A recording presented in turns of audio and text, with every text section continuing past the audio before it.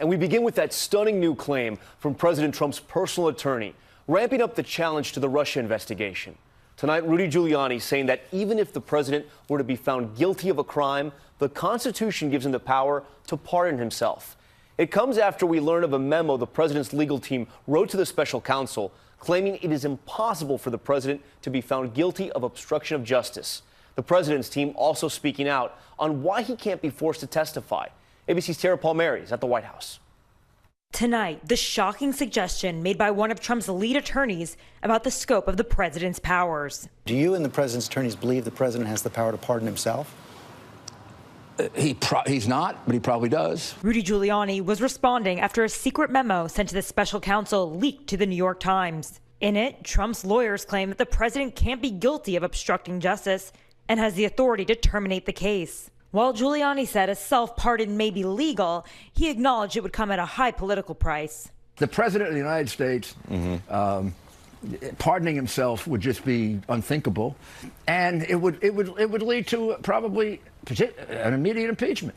Giuliani serving notice. If Mueller attempts to subpoena the president to testify about Russian collusion or obstruction, they'll fight it out in court. A president can go before a judge and say it's for purposes of harassment, it's unnecessary. Experts are skeptical of whether the broad presidential powers laid out by Trump's legal team are valid. The notion that suddenly obstruction of justice is not something a president can ever do is a radical theory. Tonight, more revelations from that 20-page secret memo. For the first time, Trump's attorneys admit the president dictated the initial response about his son Don Jr.'s meeting with a Russian attorney months before the election, something the White House had previously denied. He certainly didn't dictate, but, like I said, he weighed in.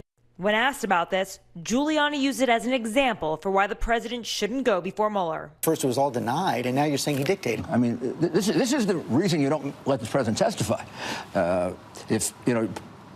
Our recollection keeps changing, or we're not even asked a question, and somebody makes an assumption. Tara joins us now live from the White House. And Tara, the president tweeting today, attacking the FBI for not informing him they were investigating campaign chairman Paul Manafort leading up to the election. Tom, President Trump is again accusing the Justice Department of being unfair. He said that they should have told him that they were investigating Manafort for ties to Russia. Distancing himself from his former campaign manager, he said he would have never hired him if he knew. Tom? Tara Palmieri for us tonight. Tara, thank you.